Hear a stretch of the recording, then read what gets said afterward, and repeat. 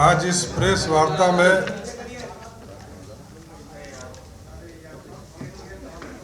Party के द्वारा जो हमें दायित्व दिया गया था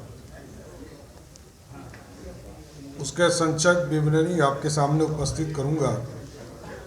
इस मंच पर उपस्थित पार्टी के महामंत्री, पार्टी के नेता और विधान परिषद सदस्य देवेश जी,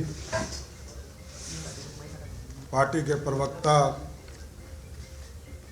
अरविंद जी, अशोक भट्ट साहब, राजू झा जी, हम लोगों के प्रभारी आदरणीय राकेश सिंह जी और इस मंच के सामने उपस्थित तमाम मीडिया से जुड़े साथियों, 9 फरवरी को पार्टी के द्वारा बिहार सरकार में दायित्व दिया गया काम करने का। मैं इसके लिए देश के प्रधानमंत्री आदरणीय नरेंद्र मोदी जी, पूरी भारतीय जनता पार्टी के राष्ट्रीय अध्यक्ष आदरणीय जेपी नड्डा जी और देश के गृह मंत्री आदरणीय अमित शाह जी को और प्रदेश के नेतृत्व हमारे उप मुख्यमंत्री द्वय तारकिशोर जी और रेणु देवी जी और पार्टी के अध्यक्ष डॉक्टर संजय जायसवाल जी को मैं धन्यवाद देता हूं, जिन्होंने 1 वर्ष तक लगातार काम करने का मौका दिया। हमारे पंचायती राज विभाग में जो महत्वपूर्ण चीज़ों का हमारे आने के बाद चीज़ें को स्थापित करने का काम की शुरुआत की गई, तो उसमें 2-3 महत्वपूर्ण चीज़ें थी। वैसे और विस्तार से हम कई 14 पॉइंट्स हम आपको उपलब्ध कराएंगे। हमारे आने के पहले 8,387 पंचायत हुआ करता था। हम लोगों ने उसमें विघटन किया और नगर, क्योंकि हमारे आत्मनिर्भर बिहार में हमारा कमिटमेंट था कि मात्र 11.29% शहरी आबादी था, उसको बढ़ाना था। तो पार्टी और एनडीए सरकार ने यह तय किया था कि हम 320 पंचायतों को नगर निकाय में हम शामिल किए।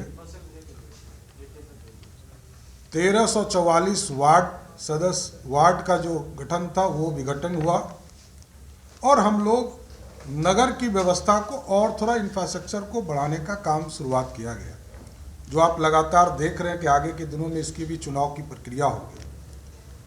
हमारे लिए एक महत्वपूर्ण कार्य था, वो था चुनाव, क्योंकि बोगस वोटिंग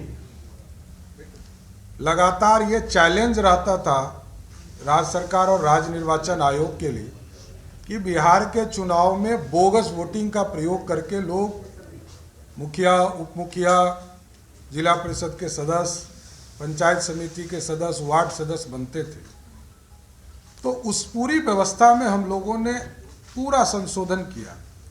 पहली बार बिहार में ईवीएम से चुनाव कराया गया, जो 2005 के चुनाव से जो अटल बिहारी वाजपेयी जी ने इस देश में ईवीएम का प्रयोग पहली बार 2004 में किया, उसको हम लोग पंचायत त्रिस्तरीय चुनाव में भी लाने का काम किए। और आपको जानकर खुशी भी होगी कि पूरे चुनाव प्रक्रिया को पूरी तरह डिजिटल हम लोगों ने किया। ईवीएम का प्रयोग किया, वेब कास्टिंग का प्रयोग किया, जिससे कि बूथ पर किसी तरह की कोई गड़बड़ी नहीं हो, और इसके बाद ओसीआर के माध्यम से इसका काउंटिंग भी कराया। तो ये पूरा सिस्टम जो आप समझते हैं कि टेक्नोलॉजी का प्रयोग, ऑप्टिकल कैरेक्टर रिकॉग्निशन जो है, उसके माध्यम से कोई गिनती में भी जो प्रयोग करते थे कि स्थानीय पदाधिकारी, जनप्रतिनिधियों पर ये आरोप लगते थे कि हमारे चुनाव में धांधली हुई, हमारे लोगों को हरा दिया गया। आपको जानकर खुशी होगी कि लोकतंत्र ऐसा स्थापित किया गया कि 100 से अधिक ऐसे मुखिया हैं पूरे बिहार में जो 1 वोट से चुनाव हारे। और 1 वोट से चुनाव हारना आप कितना कठिनाई वाला समझते होंगे, क्योंकि ईवीएम जब तक प्रयोग नहीं होता था तब तक ये व्यवस्था नहीं हो पाती थी। राजस्थान के एक माननीय विधायक हार गए थे जो वहाँ मुख्यमंत्री के उम्मीदवार थे। उसी तरह पूरी तरह एक व्यवस्था बनाया गया और साफ सुथरा चुनाव कराने का टारगेट था, उसको हम लोगों ने पूरा किया। इस बीच में कोरोना की पूरी लहर हम लोगों ने दूसरी लहर झेला। आप समझ सकते हैं कि दूसरी लहर को और तीसरी लहर, ये दोनों स्थिति को हम लोगों ने झेला। और पहली बार पंचायती राज विभाग पूरी तरह ग्रामीण स्तर पर, आपको जानकर आश्चर्य होगा कि हम हेल्थ सेक्टर में भी लोगों को सहयोग करते रहे। हम लोग पंचायतों में साबुन वितरण का काम किया गया। 1,27,56,536 हम लोगों ने साबुन वितरण पर परिवारों में करने का काम किया। उसी तरह 16,75,488 लोगों को हम लोगों ने सीधा मास्क देने का काम किया, जिससे कि 1,67,00,000 परिवार को सीधा हम मास्क देने का काम किए। साथ ही साथ जीविका समूह, क्योंकि हमारे यहाँ जो है ये भी चिंता थी कि लोगों को हम रोजगार भी दें, कोरोना की स्थिति थी, तो हम लोगों ने जो जीविका दीदी हैं उनके द्वारा मास्क भी खरीदा और उनके माध्यम से 10,41,31,000 मास्क हमने जीविका से खरीदा। कि जीविका की जो बहनें हैं वो स्वयं सहायता समूह के माध्यम से जो बनाकर जिला प्रशासन को उपलब्ध कराते रही, उनके माध्यम से हम लोगों ने उस मास्क को जनता तक पहुंचाने का काम किया। इसके लिए हम लोगों ने जीविका को अभी तक 24 करोड़ से अधिक 25 करोड़ रुपया हम लोगों ने उनको देने का भी काम किया और राशि आगे हम लोग उसको देने का काम कर रहे हैं सर। और अब तो देश के प्रधानमंत्री जी आदरणीय नरेंद्र मोदी जी ने यह भी तय किया है कि 15 फाइनेंस के माध्यम से जहां हमको 5,000 से 5,000 करोड़ रुपया प्रत्येक वित्तीय वर्ष में 15 फाइनेंस में मिलने का तय हुआ है, उसमें 3,800 करोड़ रुपया हम राज्य के अन्य योजना में खर्चा करेंगे और लगभग 1,200 करोड़ रुपया हम लोग हेल्थ सेक्टर में काम करेंगे। हेल्थ सेक्टर में जो गांव में वेलनेस सेंटर है, एडिशनल पीएससी है, पीएससी है या सब सेंटर है, इसको बनाने के लिए हम राशि उपलब्ध कराएंगे। उसमें भी हम लोगों ने फैसला लिया है कि अभी हम, क्योंकि पंचायती राज उस स्तर का अभी कार्य नहीं कर पाएगा, तो उस स्थिति में हम 70-30 के स्थिति में 70% हम हेल्थ डिपार्टमेंट के माध्यम से इन कार्यों को कराएंगे और 30% क्योंकि जिला परिषद पंचायत समिति हमारे एक्ट में आ गए, अब हम इसको जमीन पर उतारने के लिए उनका भी प्रयोग करेंगे। और लोकतंत्र की कोई व्यवस्था नहीं थी कि 5 साल के बाद यदि चुनाव किसी कारणवश नहीं हो पाए, क्योंकि कोरोना की महामारी को देखकर जहां मार्च अप्रैल में हम लोगों को चुनाव कराना था, उसी समय ठीक उसी समय पूरे चुनाव प्रक्रिया को बाधित होना पड़ा और रोकना पड़ा और हम लोगों को उसमें भी डिसीजन लेना पड़ा। हमने परामर्शी समिति गठन किया। लोकतंत्र खतरे में नहीं हो, तानाशाह की सरकार नहीं चले, कोई अफसर राज नहीं आए, तो हम लोगों ने पूरी तरह परामर्शी समिति का गठन किया, जिसमें जिला परिषद के अध्यक्ष को भी जब तक कि दूसरा काल शुरू नहीं हो 15 दिसंबर तक के लिए उनको भी हम लोगों ने एक्सटेंड किया और जिला परिषद के अध्यक्ष तौर पर काम करते रहे। उसके बाद प्रखंड प्रमुख को भी हम लोगों ने परामर्शी समिति का अध्यक्ष घोषित किया और जो उसके सदस्य थे उनको उस दिन से फिर हम लोगों ने बरकरार किया। उसी तरह मुखिया में भी हम लोगों ने परामर्शी समिति पंचायत का अध्यक्ष उनको घोषित किया, क्योंकि लोकतंत्र पूरी तरह भारतीय जनता पार्टी और एनडीए की सरकार चाहती थी कि बिहार में लोकतंत्र स्थापित हो और 2.5 लाख जनप्रतिनिधि को हम चुनाव में ले जाना चाहते थे, लेकिन कोरोना की स्थिति को देखते हुए नहीं जा पा रहे थे। तो लार्ज स्केल पर चुनाव था, गांव-गांव गली में चुनाव था, तो इस पूरी प्रक्रिया को रोका गया। तो उसमें परामर्शी समिति का गठन करके जो प्रतिनिधि थे उनका राज स्थापित रखा गया। उसी तरह मानव बल, क्योंकि लोग कहते हैं कि रोजगार के बारे में हमारे मुख्य विरोधी पार्टी बार बार ये चर्चा करती है कि हम मानव बल पर काम नहीं कर रहे। तो हम लोगों ने तो तय किया है कि हर हालत में, अभी एक बड़ा निर्णय हम लोगों ने लिया कि प्रत्येक पंचायत स्तर पर हम लोक सेवा केंद्र खोलेंगे। लोक सेवा केंद्र जिसमें कि हमको किसी भी चीज़ के लिए ब्लॉक जाना पड़ता है, तो ब्लॉक में हमको आवासीय प्रमाण पत्र बनाना है, आय प्रमाण पत्र बनाना है, जाति प्रमाण पत्र बनाना है, ओबीसी प्रमाण पत्र लेना है, बिजली कनेक्शन के लिए आपको आवेदन देना है। तो ये सारे एक तरह से आरटीपीएस काउंटर जो ब्लॉक में होते थे, उसको लोक सेवा के अधिकार के अधिनियम के तहत लाकर हम इसको पंचायत में ले गए और सभी पंचायतों में हम लोगों ने इसको स्थापित कर दिया। 8,067 पंचायतों में हमारा ये काम चल रहा है।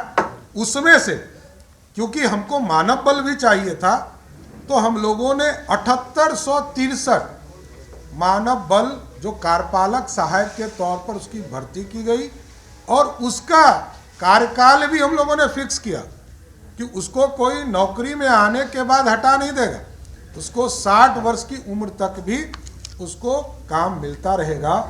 और इसको भी हम लोगों ने तय करने का काम किया साथियों। उसी तरह नल जल योजना, हम लगभग लक्ष्य के करीब हैं।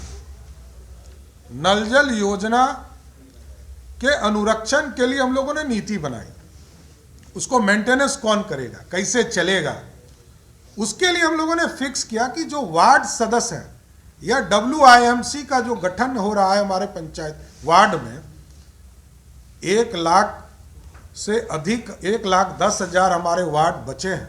उसमें हम WIMC के माध्यम से पूरा एक कमेटी का गठन करते हैं, 7 सदस्यीय कमेटी, जिसमें वार्ड सदस्य ही वार्ड अध्यक्ष उस समिति के अध्यक्ष होते हैं।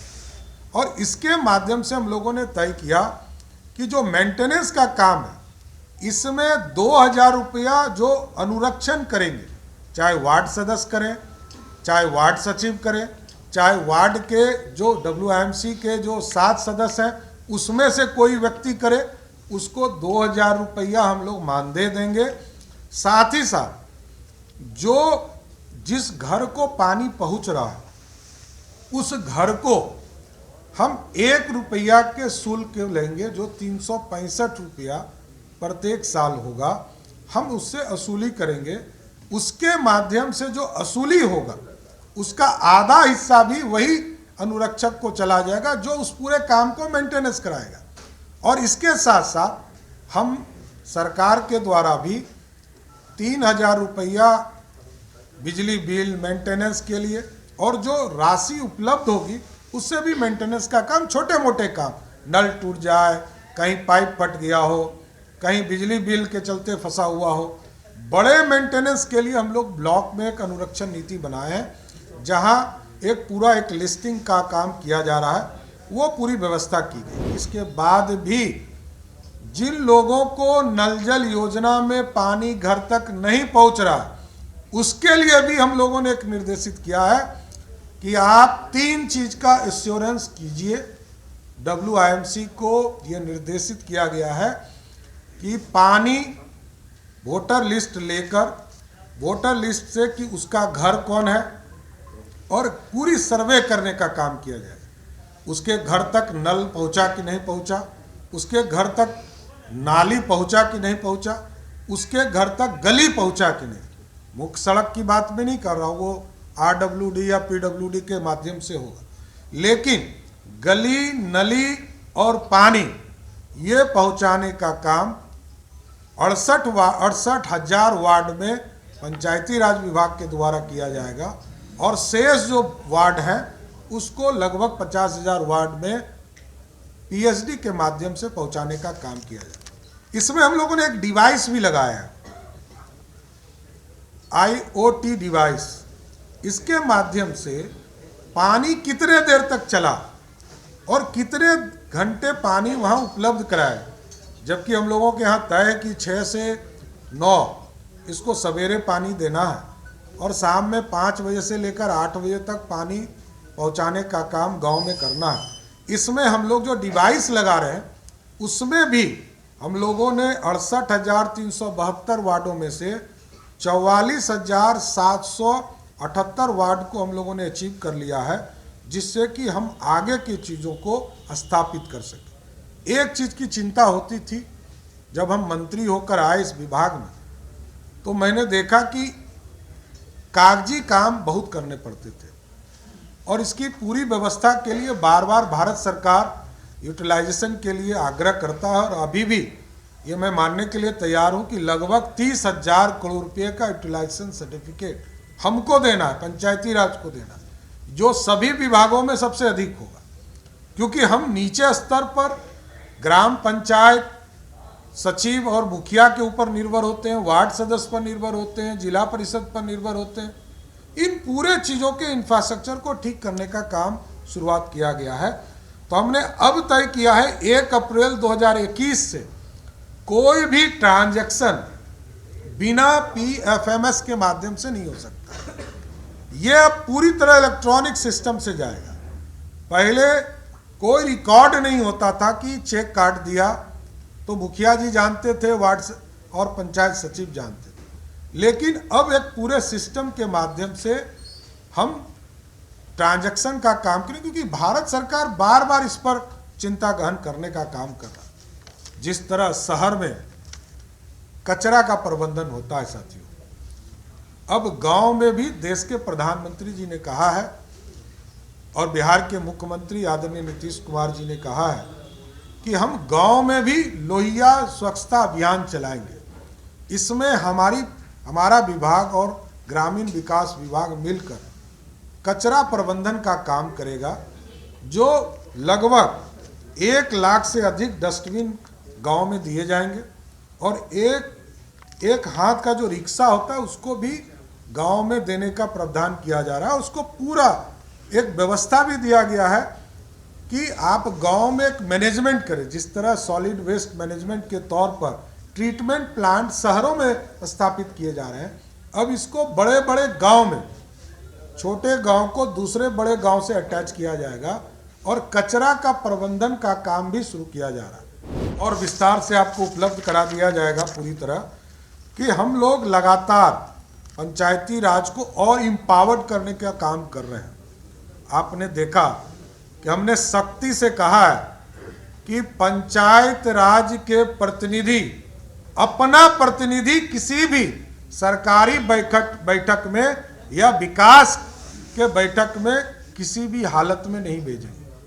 और मैं स्पष्ट कर देना चाहता हूं आपके माध्यम से, ये लोकतंत्र का प्रदेश है और लोकतंत्र का जननी भी बिहार है। इस स्थिति में लोकतंत्र स्थापित करने के लिए, महिलाओं के सम्मान को आगे बढ़ाने के लिए हम लोगों ने 50% का आरक्षण भी दिया है। जो जनप्रतिनिधि चुनाव जीत कर आते उनको ही जाना पड़ेगा बैठकों में, कोई उनका प्रतिनिधि नहीं जाएगा। किसी का भी परिवार सरकारी मीटिंग में नहीं दिखना चाहिए, ना सरकारी विकास के कार्यों में दिखना चाहिए। लोकतंत्र स्थापित करने का मतलब है, क्योंकि देश के प्रधानमंत्री जी बार बार कहते हैं कि लोहिया जी, जॉर्ज फर्नांडिस और नीतीश कुमार जी का आदर्श के तौर पर उन्होंने बताया कि आगे के तौर पर दिखना चाहिए। बिहार तभी विकसित होगा, तभी बिहार विकास करेगा जब हम चीज़ों को स्थापित स्वयं करें। महिलाएं यदि लगातार बैठक में जाएंगी और प्रतिनिधि यदि 10 बार जाएंगे तो हम जरूर ये मानते हैं कि बिहार में विकास में उनका पूरा योगदान रहेगा। और आगे आप लोगों को कुछ पूछना है तो बता। और आपके माध्यम से ये जरूर कहना चाहता हूँ कि उनको पूरी तरह न्यायिक अधिकार है, वो कोई कंफ्यूजन में नहीं, कोई डेवलपमेंट का कार्य पंचायत के माध्यम से ही किया जाएगा। सरपंच के माध्यम से पूरी तरह न्याय का काम, पंचायत में न्याय की पूरी व्यवस्था हम लोग सरपंच को हम लोगों ने दिया है। तो न्याय की पूरी प्रक्रिया एक तरह से सरपंच के माध्यम से होगा, ये आप एकदम स्पष्ट रहें। पुराने वार्ड सचिव का क्या होगा सर? 1,14,691 वार्ड सचिव। देखिए, ये कानून 2016 में बना और 2016 से उसमें कानून में ये तय था कि अगले 2 वर्ष तक के लिए ये WIMC का गठन किया गया। सरकार ने क्योंकि काम को कराना भी था और विकास, बिहार के विकास में पूरे गांव की भागीदारी चाहिए था, उसको 4 वर्ष तक काम कराया। और आगे के दिनों में क्योंकि ये एक्ट में है तो ऐसा ये प्रबंध है कि हम प्रत्येक 2 साल में इसका गांव के अंदर जो वार्ड है, वार्ड के अंदर एक पूरी बैठक होगी, आम सभा की बैठक होगी और बैठक के माध्यम से जो चुन कर आएंगे, जो 7 सदस्यीय कमेटी है, 6 उसी से चुन कर आते हैं और एक वार्ड सदस्य को जनता लोकतंत्र से चुनाव जीत कर आते हैं, तो उसके माध्यम से ही उसकी पूरी स्थापना रचना है। इसलिए उस कार्य को भी किया जा रहा है। 1,11,000 वार्ड में हमको लगता है कि अभी तक 30,000 से अधिक वार्डों में इसकी गठन की प्रक्रिया पूर्ण कर गई, क्योंकि कोरोना का थोड़ा सा फेज तीसरा बढ़ा था। अब इसको भी हम जल्द से जल्द पूरा कर लेंगे। कोर्ट में सर गए हैं वो लोग न्यायालय का जो आदेश होगा वो सरकार के लिए सर आंखों पे होगा। नए वार्ड सचिव की वैकेंसी में लगातार गोलियां चल रही है। आप एक तरफ कहते हैं कि रोजगार हम दे रहे हैं, नहीं, हमने कहा भाई साहब कि ये लोकतांत्रिक व्यवस्था है और जो वार्ड कमेटी है वो भी गांव के लोग चुनते हैं। अब गांव में जो लोग अच्छे काम किए होंगे वो फिर से चुना के आ जाएंगे वार्ड से। क्रम में सर झगड़े हो रहे हैं, गोलियां चल रही है। नहीं, गांव में मैंने कहा अच्छे काम किए होंगे वो फिर से आ जाएंगे। मोदी ने संसद में कहा कि बिहार सरकार ने 6,000 करोड़ रुपए लौटा दिए हैं और तेजस्वी यादव ने इस मामले पर थोड़ी देर पहले कहा है कि नल जल योजना के तहत बिहार में सबसे ज्यादा भ्रष्टाचार हो रहे हैं। नहीं, तो वो यदि ये तेजस्वी यादव यदि ये कह रहे हैं तो ये सीधा मुखिया को कह रहे हैं। सरकार ने तो सिर्फ PhD डिपार्टमेंट के माध्यम से काम किया जो लगभग 40,000 वार्ड में है। लेकिन यदि तेजस्वी यादव ये कह रहे हैं कि बिहार के मुखिया और वार्ड को वो अपराधी घोषित कर रहे हैं, तब तो हमको कुछ नहीं कहना। वो मुखिया और वार्ड सदस्य उनसे हिसाब कर लेगा। 6,000 करोड़ लौटाए गए थे। नहीं, स्वाभाविक है, ये तो पॉलिसी के तहत ये काम हुआ था, नो डाउट। लेकिन आपको मैंने संक्षेप में आपको ये उपलब्ध भी करा दिया है कि अभी तक जो राज्य में लगभग 27,000 करोड़ से अधिक की राशि पर नल जल योजना का काम हुआ, उसमें से 14th फाइनेंस और 15 फाइनेंस का लगभग 15,000 करोड़ रुपया जो भारत सरकार ही देती है, उसमें हम लोगों ने उसको उपयोग करने का काम किया। तो हमने विस्तार से इसमें चिंता भी जाहिर किया है कि जहां 13 फाइनेंस में मात्र 6,000 से 7,000 करोड़ रुपया भारत सरकार देती थी, जो 2014 तक चली, और 14 के बाद जब देश के प्रधानमंत्री आदरणीय नरेंद्र मोदी जी आए तो 14 फाइनेंस शुरू हुआ। 14 फाइनेंस में हमको लगभग 19,000 करोड़ रुपया देश के प्रधानमंत्री जी ने दिया और बिहार के स्टेट फाइनेंस के माध्यम से भी लगभग 11,000 करोड़ रुपया उपलब्ध हुआ। इस बार भी भारत की सरकार ने यह तय किया है कि हम 15 फाइनेंस के ग्रांट के माध्यम से बिहार जैसे प्रदेश को लगभग 25,000 करोड़ रुपया अगले 5 वर्ष में मिलने वाले हैं। 2 वर्ष का राशि हमको मिला है, लगभग 8,500 करोड़ रुपया हमको उपलब्ध हो चुका पिछले वित्तीय वर्ष का और इस वित्तीय वर्ष का, और आगे जो शेष बचे हुए हैं हमारे लगभग 1,500 करोड़ रुपया, वो हमको मार्च के पहले प्राप्त हो जाए। इसलिए बिहार के विकास में लगातार भारत सरकार और बिहार सरकार का सहयोग है, जिससे हम आगे काम को आगे बढ़ाने का काम करें।